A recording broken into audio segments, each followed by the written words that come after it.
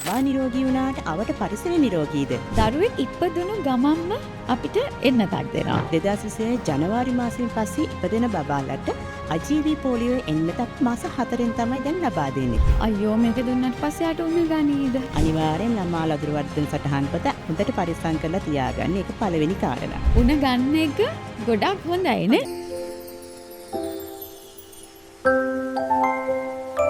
අයිබෝවන් සොබා baby care studio එකට ඔයාලව සාදරයෙන් පිළිගන්නවා.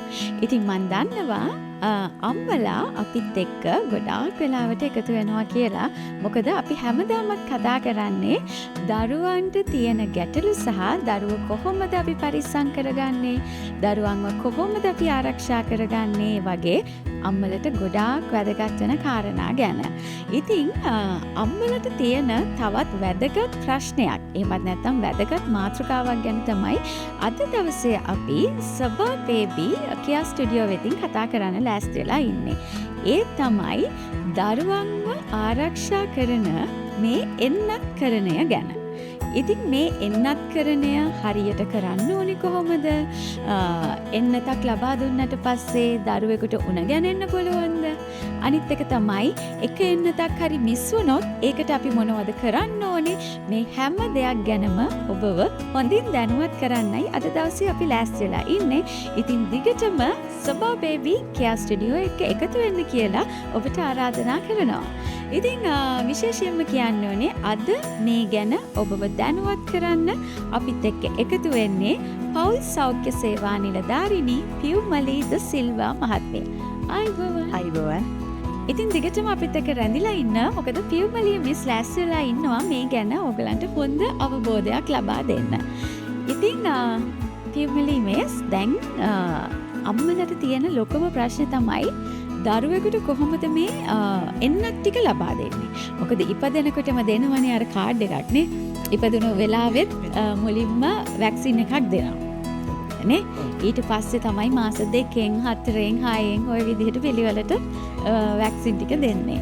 ඉතින් මම අහන්න කැමති මුලින්ම ප්‍රශ්නය මේ එන්නත්කරණය කියන්නේ මොකක්ද? ඔව් ඔයා ආරම්භයක් ගත්තා. ඇතරම එන්නත්කරණය කියලා කියන්නේ අපේ මේ අවට තියෙනවා විස බීජ තියෙනවා. විස බීජ වෛරස් එකක් වෙන්න පුළුවන්. එහෙම නැත්නම් බැක්ටීරියාවක් වෙන්න පුළුවන්. මේ පරිසරයේ තියෙන මේ විස බීජ වලට අපේ ප්‍රතිශක්තිකරණ පද්ධතිය ඒවා හඳුනගෙන ඒවට එරෙහිව සටන් කරන්න තමයි මේ පුහුණුවක් ලබා ගන්න.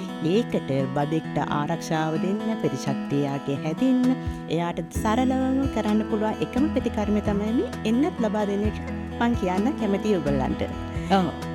හරි. ඉතින් ඔන්න ওই විදිහට තමයි එන්නත්කරණය ගැන අපිට කිව්වේ. එන්නත්කරණය ගැන තවත් ගොඩාක් ප්‍රශ්න තියෙනවා. මොකද දැන් මේ එන්නත්කරණය ඇයි මාස 2න් 4න් 6න් ওই විදිහට දෙන්නේ? ඒක දෙන්නේ බබාගේ ප්‍රතිශක්තිකරණ පද්ධතිය එයාගේ ශක්තිමත් නෑනේ. එතකොට අපි එයාගේ අර විස බීජ වලට එයාව හොඳට පුහුණු කරවන්න, ඒවට එරෙහිව සටන් කරන්න. අපි එතකොට එයාට අපි ඒක මාස 2කින් අපි මුලින් දෙනවා. ඊට පස්සේ ඒක ටිකක් ඇඟ ඇතුළට ෆයිට් කරාට පස්සේ අපි ඒක තවත් එයා මේ විස බීජ වලට පරිසරයෙන් මුහු වෙනකොට අපි උන මාස 4න් ආයෙ එකක් දෙනවා. බූස්ට් ඩෝස් ටිකක් විදියට. එතකොට ඒකෙන් එයාගේ තව දුරට ප්‍රතිශක්තිකරණ පද්ධතිය තව ශක්තිමත් වෙනවා. ඊට පස්සේ අපි ආපහු මාස 6නුත් දෙනවා. එතකොටත් වෙන්නේ යාගේ තවත් එයාගේ රෝගකාරක කොහෙන් හරි පරිසරයෙන් ආවත් ඇඟට ආවත් එයාට ඒක හොඳට එතකොට ප්‍රතිශක්තිකරණ පද්ධතියෙන් යාට හොඳට සටන් කරන්න පුළුවන්. ඒවට එරෙහිව හොඳට සටන් කරලා ඒ රෝග වලින් ආරක්ෂා වෙන්න පුළුවන් දරුවන්ට. ඒකෙන් ඉඳ තමයි අපි මාස 2, 4, 6 ඔහොම කියලා ළඟ පිළිවෙලකට අපි ඒක ලබා දෙන්නේ. ඔව් මං හිතනවා ඔයගලන්ට දැන් ඒ ගැන චූටි අදහසක් එන්න ඇති කියලා. මොකද්ද මේ එන්නතකින් අපි දරුවෙකුට බලාපොරොත්තු වෙන්නේ කියලා. මොකද දරුවෝ කියන්නේ මේ ලෝකෙට අලුතෙන් බිහි වෙලා මේ හැම දෙයක්ම අලුතින් ගන්න අයනේ. ඉතින් ඒගොල්ලන්ට මේ පරිසරයේ තියෙන විස බීජ මේවා ওই හැම දෙයක්ම අලුත්. ඒවෙන් අපි දරුවන්ව පරිස්සම් කරගන්න ඕනේ නේද? දැන් පියවලි මේ සමහර දෙමාපියෝ අහන ප්‍රශ්නයක් තමයි මගේ බබා නිරෝගී. එයාට මුකුත් ලෙඩක් දුකක් කිසි මුකුත් නැහැ. ඉතින් එහෙම අයටත් මේ එන්නත් දෙන්න ඕනේද මේ විදිහට පිළිවෙලට? ඕක ගොඩක් වෙලාට අපේ ෆීල්ඩ් එක යනකොට අපිනුත් අහන ප්‍රශ්නයක් තමයි මගේ බබා නිරෝගී නිසා ඇත්තටම බෙහෙත් ඕනේද විදින්න කියන එක. හැබැයි ඔව් අපි විදින්න ඕනේ. ඒකට හේතුව තමයි බබා නිරෝගී වුණාට අවට පරිසරය නිරෝගීද? නෑ. අවට පරිසරයේ අර මම කලින් කිව්වා වගේ තියෙන විස බීජ ටික ඔක්කොම තියෙනවා පරිසරේ. ඉතින් ඒකින්ද අනිවාර්යෙන්ම අපේ බබා එතකොට පරිසරයට අපි අනිවාර්යෙන්ම නිරාවරණය වෙනවා. ඒ අනිවාර්යෙන්ම මේ පරිසරයට මුහු වෙනවා. ඒතකොට තමන්ගේ බබා නිරෝගී වුණාට පරිසරය නිරෝගී නැති හින්දා අනිවාර්යෙන්ම මේ බෙහෙත් එක බබාට දෙන්න ඕනේ. නිසි වයසට නිසි අදාළ ඉන්නත දෙන්න ඕනේ අපි බබාට.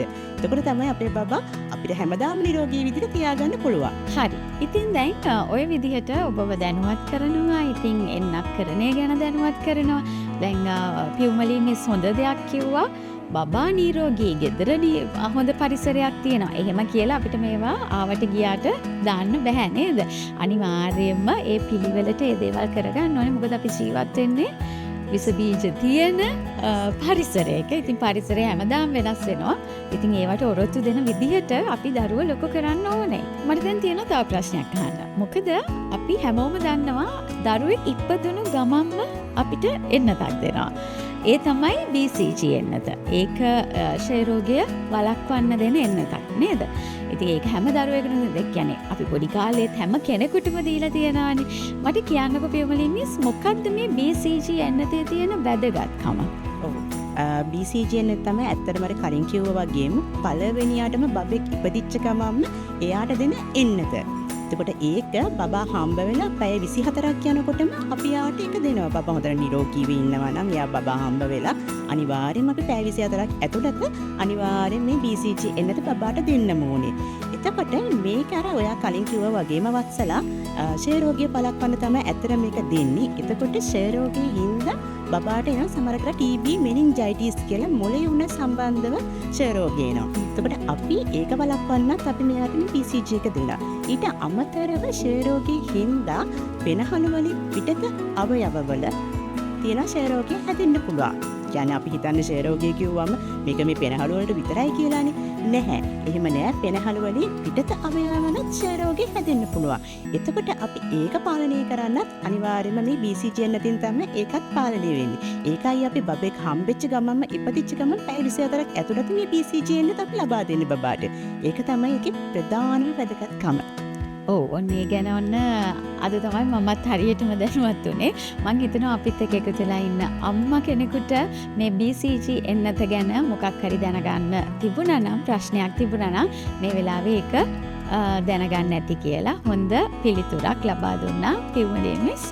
ඉතින් ඒ වගේම අපි දැන් දරුවෙක් ඉපදිලා අවුරුද්දක් යනකම් මාස දෙකෙන් දෙකට වැක්සින් දෙනවා. ඉතින් අම්මලාගේ තියෙන එක තමයි ඒක හරියට ලකුණු කරගෙන වෙලාවට ડોක්ටර් ළඟට එක්කගෙන ගිහිල්ලා හරියටම මාස දෙකෙන් දෙක ඕක කරන එක අම්මලට ඇත්තටම බබෙක් හම්බෙච්ච මුල් කාලේ ඕවා තමයි ඔළුවේ වැඩ කරන්නේ. ඉතින් මේ කියන්නකෝ මොකද්ද මේ ඇයි අවුරුද්දක් ඇතුළත මෙච්චර එන්නත් ප්‍රමාණයක් ලදරුවෙකුට දෙන්නේ? ඔව් ඒක හොඳ ප්‍රශ්නයක්. මොකද බබාට පළවෙනි අවුරුද්ද එයා එතකොට දැන් හම්බෙච්ච ගමන්මනේ. එතකොට එයා අර විස බීජ වලට ගාලයා සංවේදී. විස බීජට අග්ගාලයාව හොයාගෙන එනවා වගේ. ඇත්තම කියනනම්. එතකොට අපි එයාව පරිස්සම් කරගන්න ඕනේ අපේ පැටියව. එතකොට අපි මේ පළවෙනි අවුරුද්ද ඇතුළත එයාට එන්න පුළුවන් හැම විස බීජයකින්ම අපි එයා පරිස්සම් කරගන්න ඕනේ. ඒකයි අපි ඔය ඉපදිච්ච ගමනොත් එකක් දෙනවා පැය 24ක් කියන්න කලින් BCG කියලා.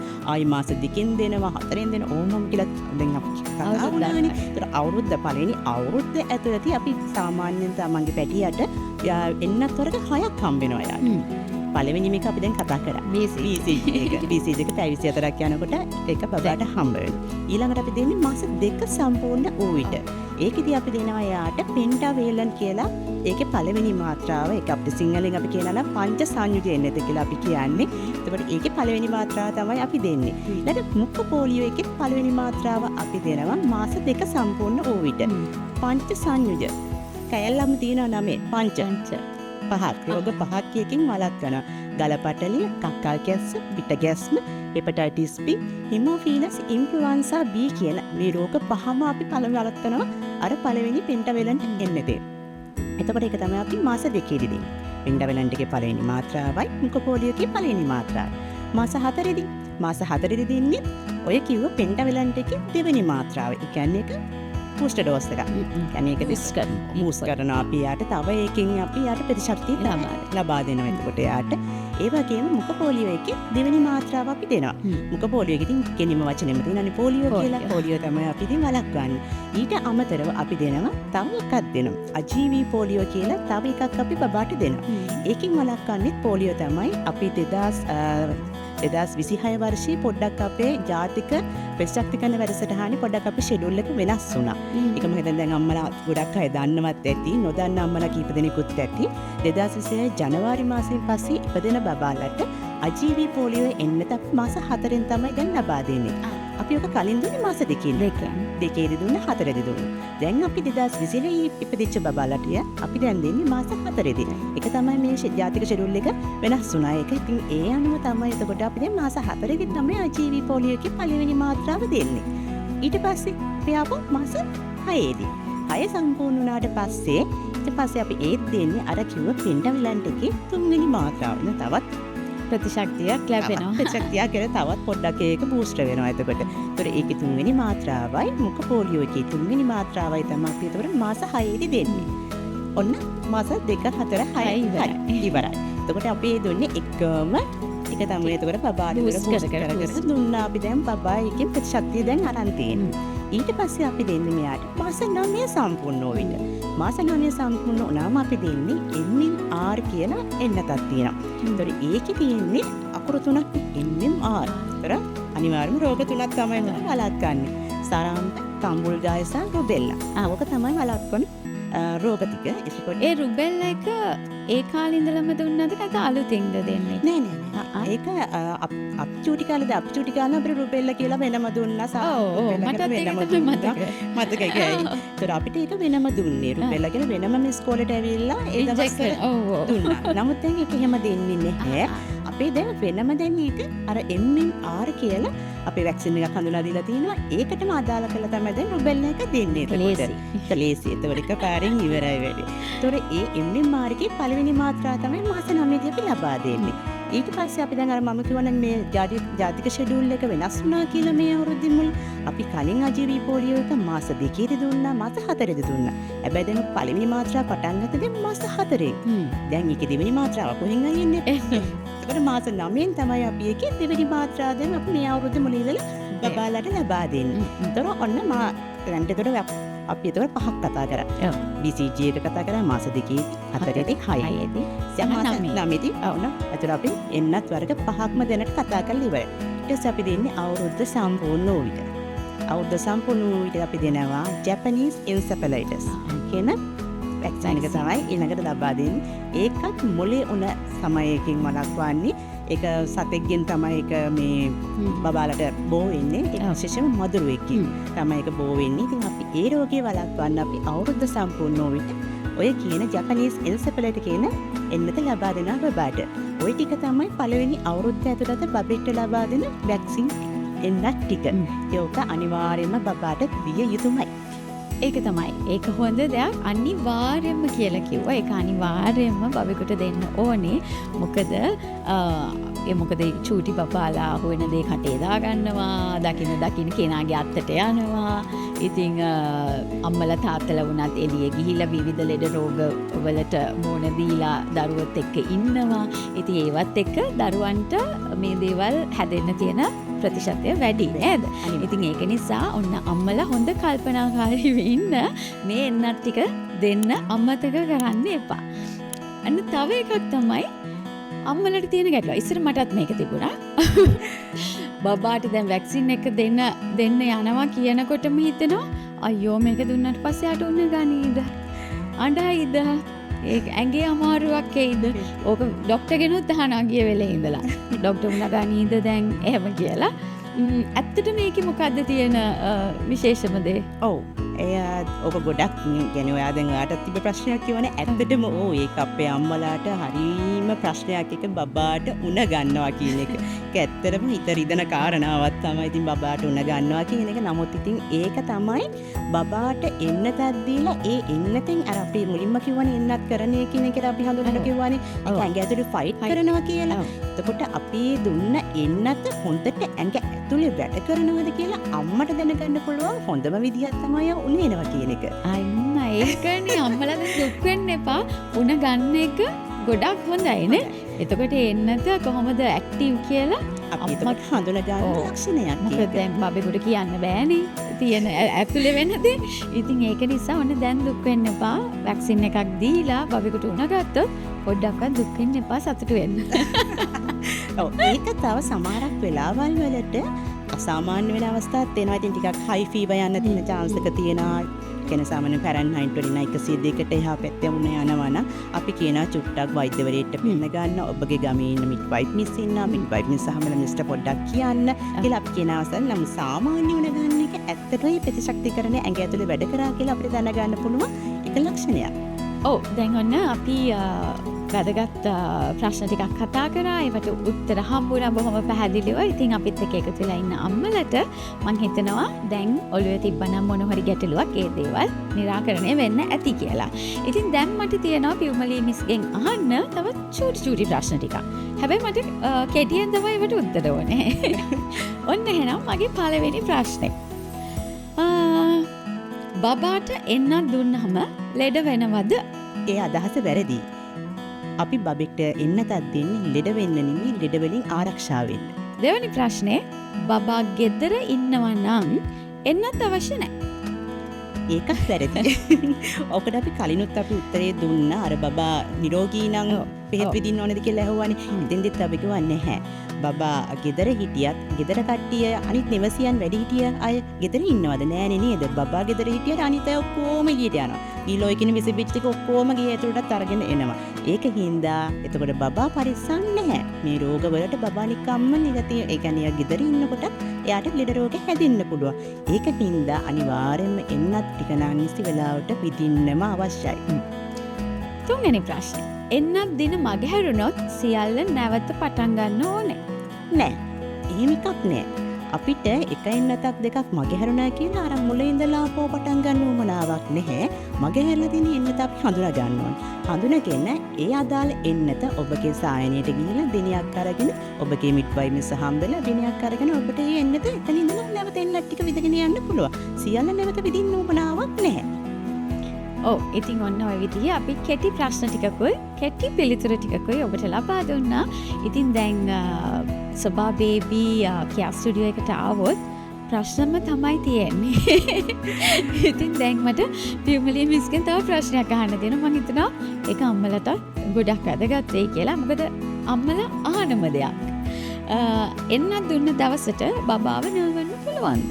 හොඳ ප්‍රශ්නයක් ඇහුවේ. මොකද අපේ අම්මලා සාමාන්‍ය බෙහෙත් එකක් දුන්නම දවස් දෙක තුනක් නෙමෙයි සතියම නාවන්නේ. බයට එකක් වුණත් තියනවා කියලා ඒකත් ඔළුවර තියෙනවා. ඒක හින්දා අනිවාර්යෙන් සතියක් විතර යනකම් බබාව අල්ලන්නේවත් වතුරවත් මොනවත් කරන්නේ නැහැ. එහෙම කරන්න කිසිම අවශ්‍යතාවයක් නැහැ. බෙහෙත් විදපු තැන හේදුනාට කිසිම ප්‍රශ්නයක් නැහැ. බබාව හොඳට පිරිසිදු කරන්න.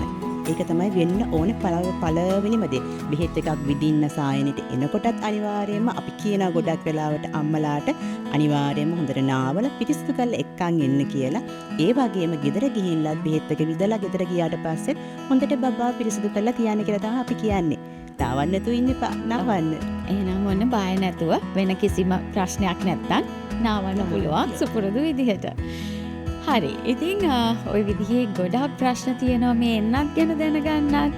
මම හිතනවා මමත් ගොඩක් දේවල් මේ ඔය ගැන නම් අද තමයි දැනගත්තේ. දැන් අම්මලා තියෙන තව ගැටලුවක් තමයි දැන් පොඩි කාලේදී බබාලට හෙම්බිරිස්සාව හැදෙන්න පුළුවන්, කැස්ස හැදෙන්න පුළුවන්, උණ ওই විදිහේ දේවල් ඇති වෙන්න පුළුවන්. හැබැයි දැන් අපි කියමුකෝ අපේ දැන් වැක්සින් එක දෙන්න තියෙන්නේ අද. හැබැයි යාට හෙම්බිරිස්සාව, කැස්ස, පොඩි උණ ගතියක් එහෙම තියෙන්න පුළුවන්. ඒ තියෙන අතරේදී මේ වැක්සින් එක දෙන්න හොඳද නැද්ද?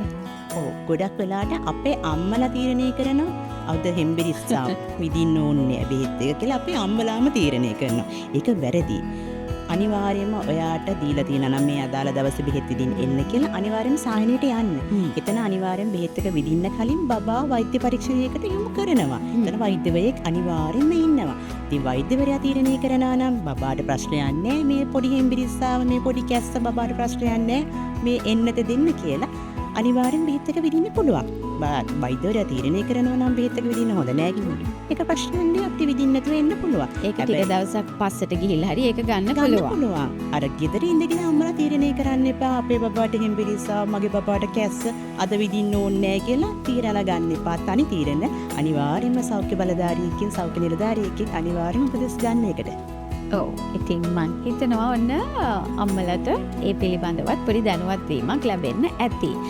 ඉතින් ඔන්න අපි ගොඩක් දේවල් කතා කරානේ. ඉතින් දැන් ඔන්න අවසාන ප්‍රශ්නේ මගේ කියන්නේ අපේ බලාගෙන ඉන්න අම්මලට තියෙන ප්‍රශ්නනේ හැමදාමත් මේ සබා බේබි කියා ස්ටුඩියෝ එකෙන් අපි අහන්නේ.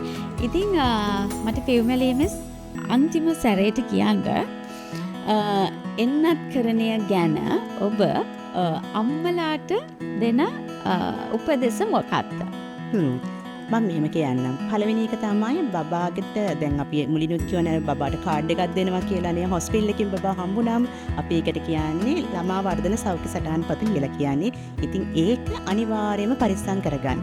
ඕකේ තමයි බබාගේ සියලුම කරුණු ටික හිස්ටරි එකනේ. හිස්ටරි ඉපදුන දවසේ අපිට නම් පොඩි කාඩ් එකක් ගන්න තියෙන්නේ. හැබැයි දැන් එහෙම නෙමෙයි. දැන් කෙලින්ම පොතක් තියෙනවා. ඔය පොතේ හැමදේම බබා ගැන විස්තර තියෙනවා. අනිවාර්යෙන් ළමා ලදරු වර්ධන සටහන් පත හොඳට පරිස්සම් කරලා තියාගන්න. ඒක පළවෙනි කාරණා.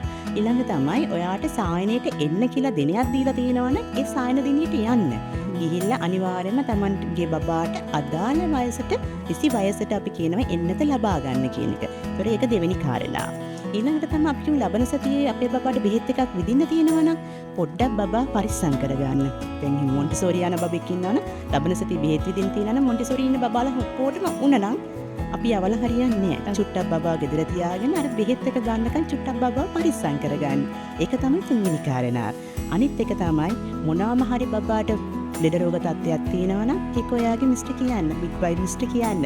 මේම රෝග තත්ත්වයක් තියෙනවා කියලා මිස්කින් අහන්න මම මොකද්ද කරන්න කියන එක. ඒක තමයි ඊළඟ කාරණාව. ඒ වගේම තමයි ගොඩක් වෙලාවට අපේ අම්මලාගේ අතේ දැන් ස්මාර්ට්ෆෝන් තියෙනවානේ. ඕකින් ඉතින් ටක් ගාලා සර්ච් කරලා බලනවා. පුළුවන් මොකද්ද කියන එක. හැබැයි ඕවා කොහොම ඇත්ත තොරතුරුද කියන එක චුට්ටක් නැවත හිතන්න වෙනවා. දරුවෝ ගැන කල්පනාකාරී වෙනකොට ගොඩාක් හිතන්න ඕනේ. ඒකට ඔය සමාජ මාධ්‍යවල තියෙන හැමදේම එතකොට නිවැරදිම තොරතුරුද කියන එක පොඩි ප්‍රශ්නයක් තියෙනවා. ඒ හින්දා අනිවාර්යයෙන්ම සෞඛ්‍ය නිලධාරියෙක්ගෙන් ඔබ උපදෙස් ලබා ගත යුතුයි. ওই ටික තමයි මට කියන්න තියෙන්නේ. අපි බෙහෙත් එකක් විදිනවා නම් කොහොමද දෙමාපිය විදිහට අපි තීරණ ගන්න ඕනේ. අපි කොහොමද එකට මුහුණ දෙන්න ඕනේ කියන එකට. ඔව් ඉතින් අපේ පෞල් සෞඛ්‍ය නිලධාරිනී මේ වගේ ලොකු පිරිසක් ඉන්නවා නේද මේ දරුවෝ ගැන අම්මලව දැනුවත් කරන්න උපදෙස් ලබා දෙන්න. ඉතින් ඒක නිසා අම්මලා කොහෙත්ම බය වෙන්න දෙයක් නැහැ. ඕන වෙලාවක ඕන විදියට Tamanට තියෙන ප්‍රශ්න ඉදිරිපත් කරලා උත්තර ගන්න පුළුවන්. කොහොමද දරුවෙක්ව ලොකු කරගන්නේ, ප්‍රශ්න මොනවද, මේ හැම දෙයක් ගැනම කතා කරන්න ඔන්න ඔබට අවස්ථාව තියෙනවා. ඔව් ඉතින් අද දවසේ විශේෂයෙන්ම අපි කතා කරේ එන්නත් කරණයේ වැදගත්කම සහ දෙමව්පියන් මේ ගැන දැනගන්න ඕනේ කරුණු කාරණා ගැන. ඉතින් අද ලබා දෙන ආරක්ෂාව හෙට දවසේ නිරෝගී ජීවිතයකට පදනමක් වේ. ඉතින් ඔන්න අද දවසේ අපි සබා බේබි කියා ස්ටුඩියෝ වෙතින් සමු අරගෙන යනවා. අපිත් එක්ක එකතු වුණාට ආයිබෝවන්. ගොඩක් ස්තුතියි අපේ අම්මලව දැනුවත් කරාට. එහෙනම් අපි නැවත දවසක මේ විදියේම වැදගත් සාකච්ඡාවක් එක්ක හම්බ වෙමු.